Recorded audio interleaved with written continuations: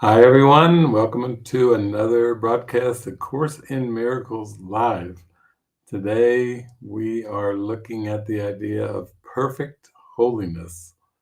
And our lesson points to this today, our Course in Miracles workbook lesson of the day. And Jesus really is speaking to our hearts to remember our holiness, to remember our self, our Christ self as God created us in perfect holiness, and staying with that, staying deep in that.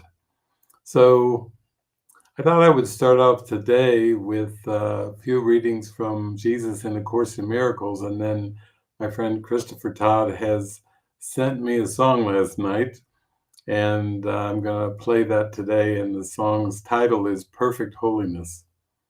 So we start with our lesson of the day. It's workbook lesson 259.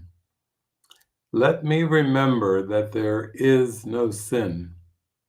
Sin is the only thought that makes the goal of God seem unattainable. What else could blind us to the obvious and make the strange and distorted seem more clear? What else but sin engenders our attacks? What else but sin could be the source of guilt, demanding punishment and suffering? And what but sin could be the source of fear, obscuring God's creation, giving love the attributes of fear and of attack? Father, I would not be insane today. I would not be afraid of love, nor seek for refuge in its opposite.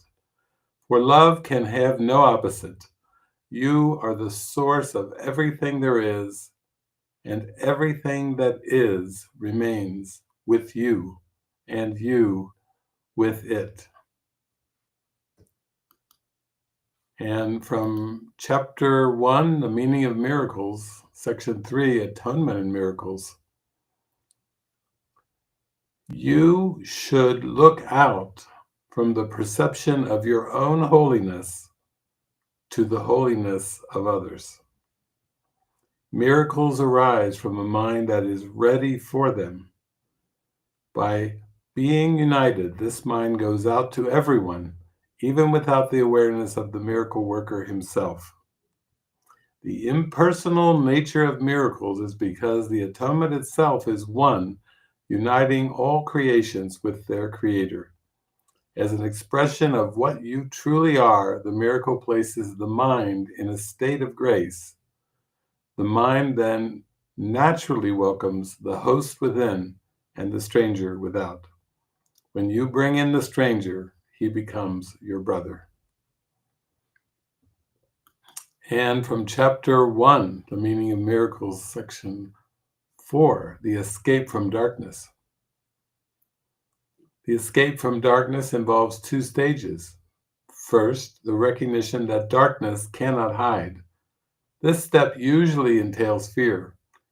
Second, the recognition that there is nothing you want to hide, even if you could.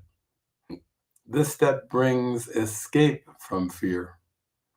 When you have become willing to hide nothing, you will not only be willing to enter into communion, but will also understand peace and joy.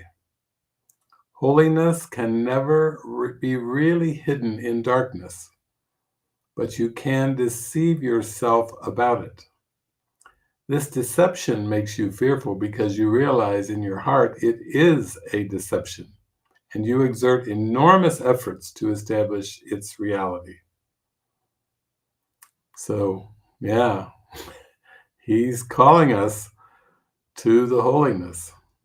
Atonement restores spirit to its proper place. The mind that serves spirit is invulnerable. And today, our song from Christopher, it is called Perfect Holiness.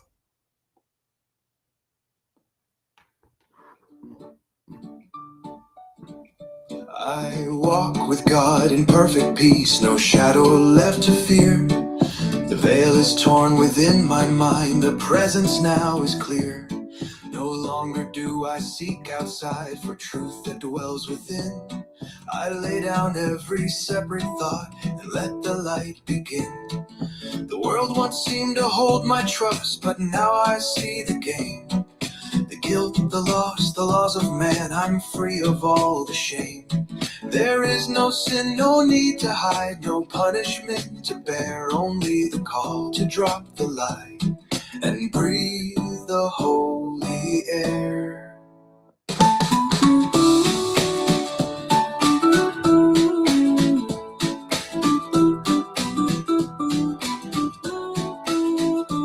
Insanity no longer speaks, its voice I will not heed.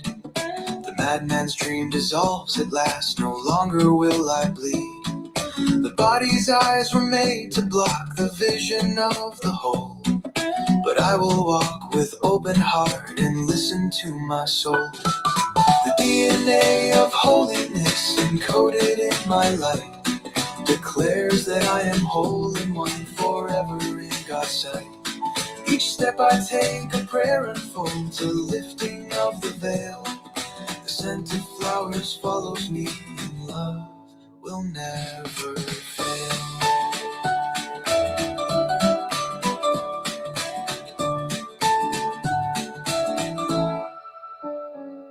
Let memory return to me, there's nothing I must earn. No opposite to love exists, no fire left to burn. Creation is unchanged by dreams, untouched by what I've made. I rest in God and walk in peace, the nightmare starts to fade. What use have I for sight or sound when knowing is my state? I do not strive, I do not grasp, I trust and I await. No mad delusion can replace the joy that floods my mind, and every thought not born of love I lovingly unwind.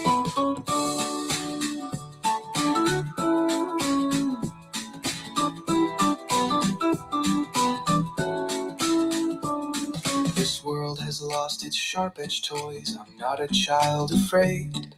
The guiltless mind can never hurt, the shadows start to fade. I give my soul into God's hands, I do not need to know, for truth has taken root in me and now begins to grow. There is no sin, I will not fear the love that walks with me. I like the world, I like my mind in perfect liberty. How long, O Son of God, until the dream is done?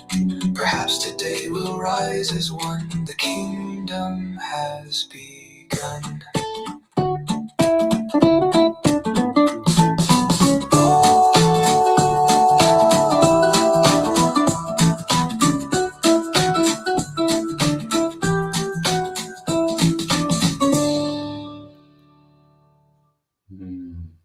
Beautiful. Beautiful. So we remember our lesson today, lesson 259. Let me remember that there is no sin. Sin is the only thought that makes the goal of God seem unattainable. What else could blind us to the obvious and make the strange and distorted seem more clear? What else but sin engenders our attacks? What else but sin could be the source of guilt, demanding punishment and suffering? And what but sin could be the source of fear, obscuring God's creation, giving love the attributes of fear and attack? Father, I would not be insane today. I would not be afraid of love, nor seek for refuge in its opposite, for love can have no opposite. You are the source of everything there is, and everything that is remains with you, and you with it. Have a beautiful day. Shine your light. Share your love. Open your heart. Radiate the love that is inside forever and ever and is the kingdom of heaven within. We rejoice in God's love. What God created one remains forever.